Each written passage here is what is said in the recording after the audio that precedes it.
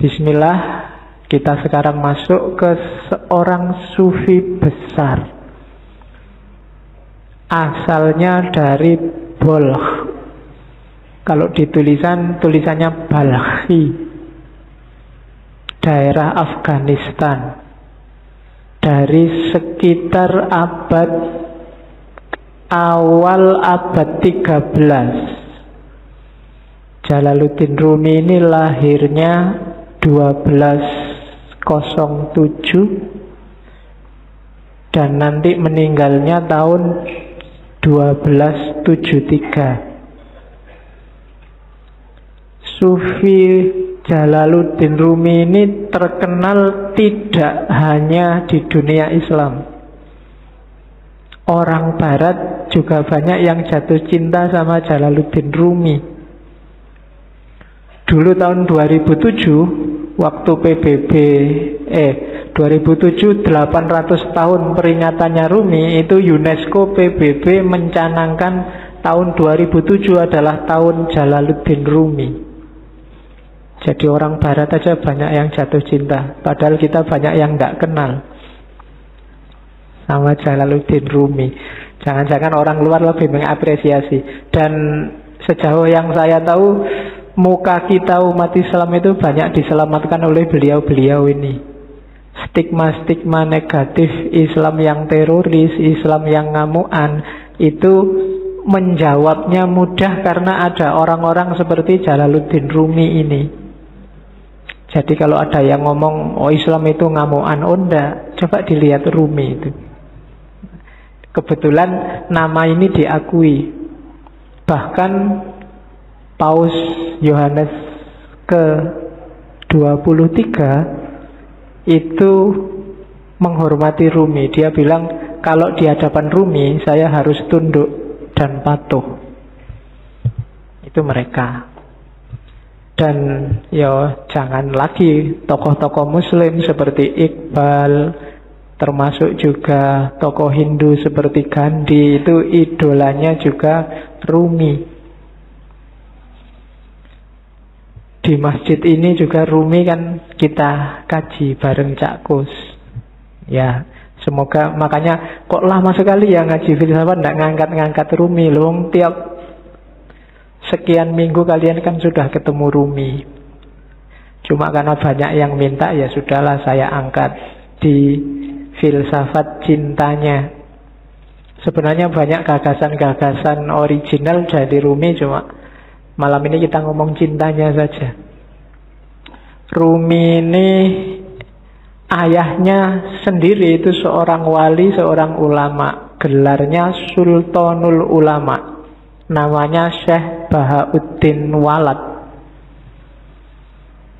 Aslinya dari Balkh, Afghanistan. Afghanistan zaman dulu itu kan masuk wilayahnya Persia. Cuma waktu Rumi umur 3 tahun, Syekh Bahauddin Walad dan keluarga ini pindah ke Konya. Konya itu di satu daerah namanya Rum. Konya ini masih, kalau hari ini wilayah Turki. Makanya karena tinggalnya di daerah Rum, gelarnya, panggilannya Rumi. Asalnya dari Rum. Nama aslinya Jalaluddin. Nanti Jalaluddin Rumi ini sejak kecil sudah pinter. Bahkan begitu masuk ke Konya, beberapa tahun saat dia umur 7-8 tahun, sama ayahnya diajak sowan ke wali besar saat itu, Fariduddin Attor. Begitu Fariduddin Attor sama Rumi melihat Rumi ini saat itu berdiri di belakang ayahnya. Katanya Attor, lihatlah, lautan sedang datang. Dan di belakang lautan itu ada samudra. Jadi sufi dan wali itu biasanya lebih ngerti siapa ya jadi siapa. Dan ramalannya Fariduddin Attor benar bahwa Rumi ini nanti melebihi ayahnya jauh. Setelah ayahnya meninggal, nanti Rumi lah yang menggantikan ayahnya. Kalau zaman sekarang mungkin di pondoknya santrinya banyak, 4.000-an lebih. Sehingga dikenallah nanti Rumi dengan gelar Maulana. Maulana Rumi, tuan kami, tuannya orang Rum. Itu karena kepinterannya seorang Rumi. Jadi dia profesor pinter zaman itu. Meskipun nanti ada titik balik kehidupannya yang membuat dia jadi tidak sekedar orang pinter, tapi jadi orang sufi besar. Jadi yang bikin titik balik ini nanti ketika dia bertemu gurunya, namanya Syamsu Tabriz, Syamsuddin At-Tabrizi. Ini sufi misterius yang kemarin waktu kita ngaji Sunan Kalijogo, kan waktu Sunan Kalijogo mau naik haji ke Mekah terus transit di Malaya, di Pulau Upih itu nunggu kapal, bergurulah Sunan Kalijogo pada seorang wali yang namanya Syamsu Tabriz. Kalau di Serat Jawa namanya Syekh Sutabrid. Syekh Sutabrid ini dimungkinkan ya wali pengembara Syamsu Tabriz ini, meskipun ada beberapa kritik termasuk tidak sinkron tahunnya, tapi bisa jadi juga. Nah, itu Rumi jatuh cinta luar biasa sama gurunya. Jadi kalian nggak usah heran kalau baca sejarahnya Rumi. Rumi kok sampai segitunya ya sama gurunya. Masa gurunya cowok loh, ya kan? Biasanya sing pikirannya aneh-aneh, cowok seneng cowok berarti enggak gitu. Ya, kayak kamu kagum sama gurumu yang kamu anggap luar biasa kan juga kamu saking harapannya, saking senengnya. Dan Rumi ekstase kalau sama gurunya ini. Rumi dapat banyak sekali pelajaran dari Syamsu Tabriz. Dari situlah Rumi kemudian mulai menarik diri dari dunia ramai. Dia mulai zuhud, mulai uzlah, yang nanti memunculkan fitnah-fitnah, bikin Syamsu Tabriz tidak nyaman di dekat Rumi, terus pergi. Ketika gurunya ini pergi, itu Rumi mengalami semacam depresi, semacam stres, ditinggal orang yang paling disayangi. Mulai keluar bakat sastranya, syair-syairnya lahir. Termasuk nanti setelah ditinggal gurunya ini lahirlah tarian paling terkenal yang kita lihat mungkin di masjid ini kemarin waktu burdan kan juga ada. Orang barat menyebutnya whirling dervish, sufi berputar, yang gambarnya orang muter-muter cepat sekali itu. Jadi itu sebenarnya waktu Rumi sumpek, suatu ketika dia ke tempatnya seorang muridnya namanya Salahuddin. Salahuddin ini pandai besi. Jadi tukang besi yang biasanya nempa besi itu. Nah, dia merenung di situ, termenung. Tiba-tiba dia dengar ketukan besi itu yang teng yang membentuk apalah kalian. Saya tidak tahu di Jogja di mana ya pandai besi, sekarang mungkin nggak populer. Tapi dulu ada tukang besi. Nah, lama-lama bunyi ketukan ini di telinganya Rumi kedengaran kayak bunyi wirid, kayak bunyi Allah, Allah, Allah terus di setiap ketukannya, dan secara nggak sadar tubuhnya bergerak mengikuti irama ketukan besi itu. Dari situ nanti terus dia berputar. Dari situ nanti lahir whirling dervish yang terkenal dalam torekot yang di torekotnya Rumi itu namanya torekot Maulawiyah.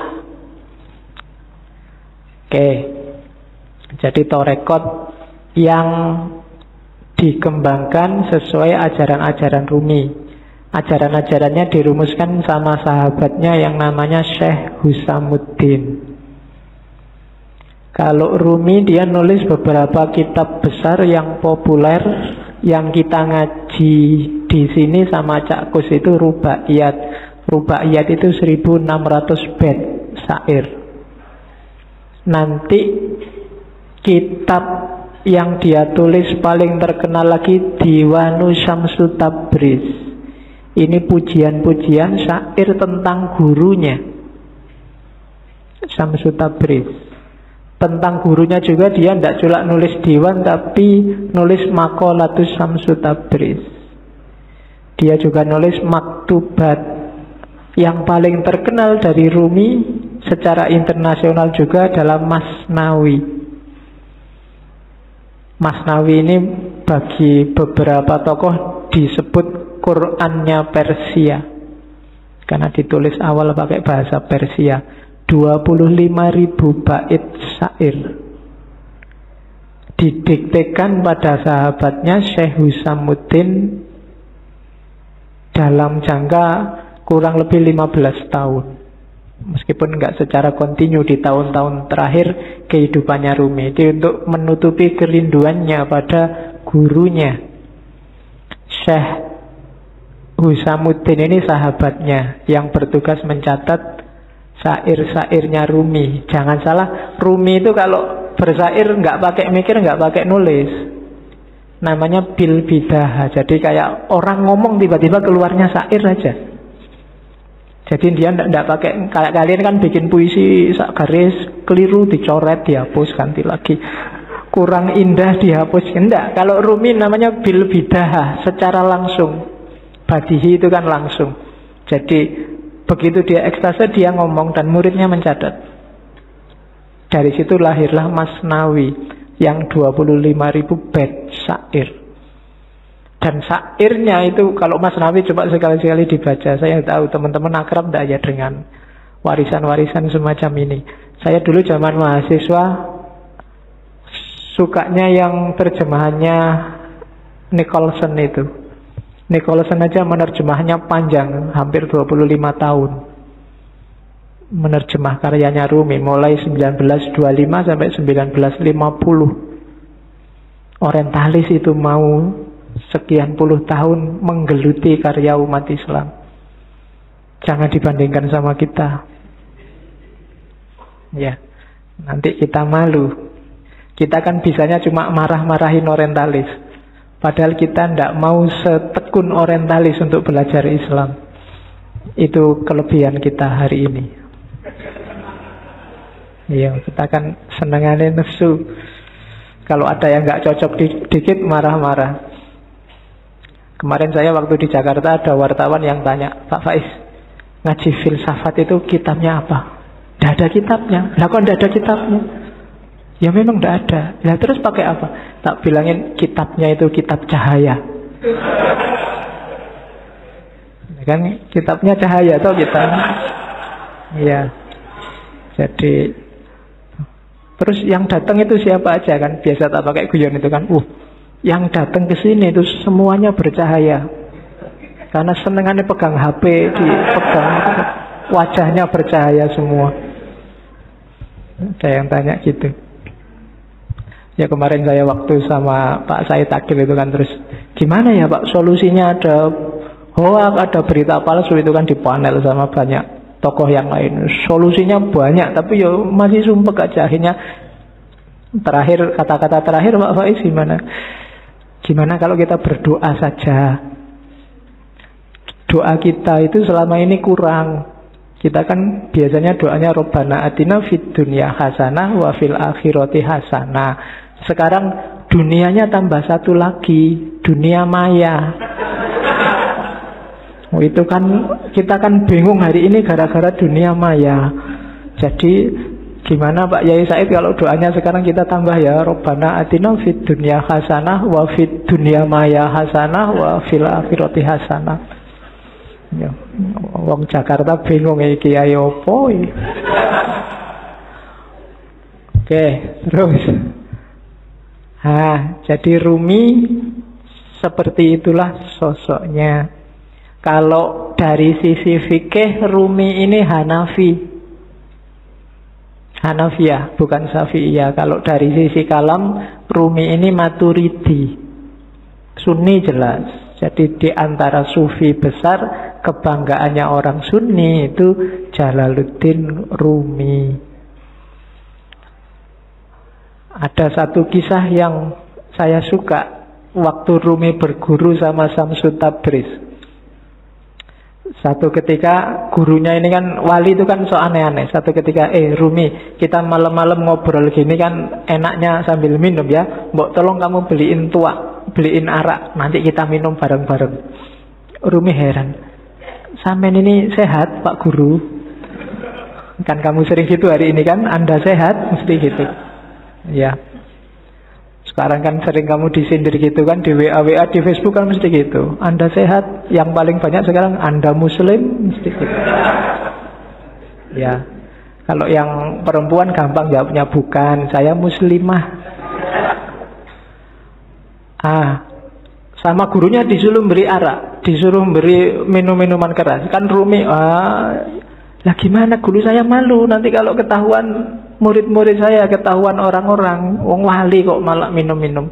Loh kamu mau apa enggak? Kalau enggak mau ya enggak usah jadi muridku. Yalah terpaksa berangkat. Padahal kedai arak itu ada di perkampungan orang Nasrani. Akhirnya Rumi ya wis gampang lah diatur. Terus dia pakai jubah besar. Habis beli terus dimasukin jubahnya biar nggak ketahuan. Ya kok dilalah orang-orang Nasrani yang ada di situ ngincer, ini ngapain Rumi di sini? Malah beli minuman keras. Diikuti dari belakang. Begitu nyampe depan masjid, teriak ini orang Nasrani. Lihat wali kalian, sufi kalian beli minuman keras. Itu orang masjid, masa tau nggak percaya awalnya, begitu dibuka. Coba lihat di jubahnya. Bener ada minuman keras di situ. Wah, wali palsu berarti dipukuli banyak orang Rumi di situ. Saat Rumi dipukuli terus gurunya datang, Samsu Tabriz. Gurunya bilang, kalian salah paham, itu bukan minuman keras, itu cuma air putih biasa. Waktu coba lihat, ternyata benar air putih biasa. Itu sebenarnya pelajaran buat Rumi. Rumi, kamu membanggakan apa? Status, nama besar, kewalian, penghormatan orang lain. Apa benar mereka menghargaimu, menganggapmu penting, menganggapmu besar? Wong cuma gara-gara botol kecil ini aja kamu sudah dipukuli. Jadi tidak ada atribut, tidak ada nama, tidak ada kebesaran, tidak ada kebanggaan. Kalau sama orang lain ya manusia itu begitu. Maka jangan menyombongkan nama besar, jangan menyombongkan nama baik.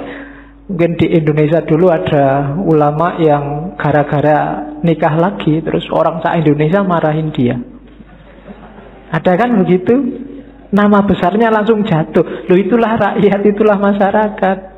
Kalau kita mengandalkan pendapat masyarakat, kita menjaga nama baik di tengah masyarakat, apa nama itu? Apalagi di era hari ini kan fitnah, berita bohong berseliweran. Kalau kita andalannya nama baik, besok kamu tak bikinin hoak, namamu langsung jatuh. Maka jangan mikir itu. Tidak usah sibuk dengan orang menganggap aku baik apa enggak. Yang penting lakukanlah, jadilah orang baik. Nggak usah mikir, benar nggak aku baik, orang melihatku baik. Ada kebalikannya, aslinya kamu jelek, tapi kamu ingin dianggap baik. Itu nanti yang disebut pencitraan. Oke. Wong kamu foto aja kan, foto itu kan harusnya nggak menipu. Tapi kan kamu cari aplikasi sekiranya wajahmu bisa kelihatan cakep kan gitu.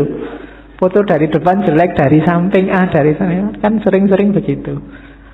Oke, bismillah sekarang kita lihat ya.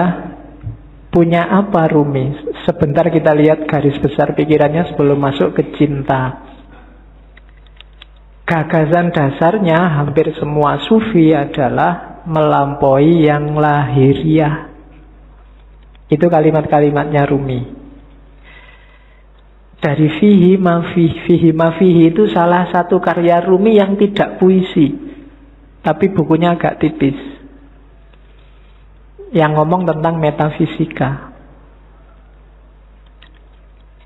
Jadi katanya Rumi, segala sesuatu yang tampak di depan kita bukanlah hakikat yang sesungguhnya. Ini hampir semua sufi bilang begini. Yang lahir itu tidak sejati. Yang kelihatan itu tidak asasi. Rumi ngasih contoh. Yang tampak dari bumi adalah debunya. Namun di balik debu itu adalah sifat-sifat Tuhan yang mengejawantah. Dimensi dalamnya adalah emas permata, sementara dimensi luarnya adalah sebongkah batu. Jadi ini penekanan sangat serius dari para sufi. Kita jangan ketipu oleh lahiriah. Karena yang lebih punya nilai itu adalah yang dibalik lahir. Ya kalau manusia berarti ruhaniyahnya lebih penting. Kalau itu sesuatu berarti esensinya, bukan eksistensinya. Yang ruhaniyah bisa menipu. Bumi itu kelihatannya cuma debu, tapi kalau kamu masuk ke dalam, banyak hal berharga di situ. Ada emas, ada minyak. Banyak juga hal tidak berharga. Lebih kotor dari debu, mungkin kotoran, tapi dia tidak kelihatan, ada di balik yang fisik. Maka jangan ketipu yang fisik. Sehingga katanya Rumi, jangan terikat oleh bentuk, keluarlah dan gapailah makna. Kacamata ini ya kacamata lahirnya, cuma kan lahirnya tidak penting. Yang lebih penting apa? Maknanya. Alat untuk baca. Kalau cuma lahirnya ya cuma kaca sama plastik sama itu. Dia jadi bermakna karena apa? Ada sesuatu yang dikandung di balik yang fisik apa? Dia bisa dipakai untuk baca. Itulah makna. Atau mungkin pas kamu gatel terus dipakai untuk garuk-garuk. Ini kan makna namanya. Kelihatannya tidak penting, tapi dia maknanya apa itu lebih penting. Teh ini misalnya. Ini kan minum. Biar kamu hausnya hilang.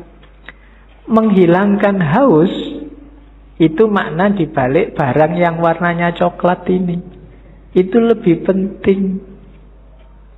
Jadi haus yang hilang itu lebih penting daripada teh yang warnanya coklat ini. Jadi bukan tehnya, kualitas apapun teh misalnya, kok tidak bisa menghilangkan haus ya, kamu tidak nganggap penting, mungkin tidak kamu minum.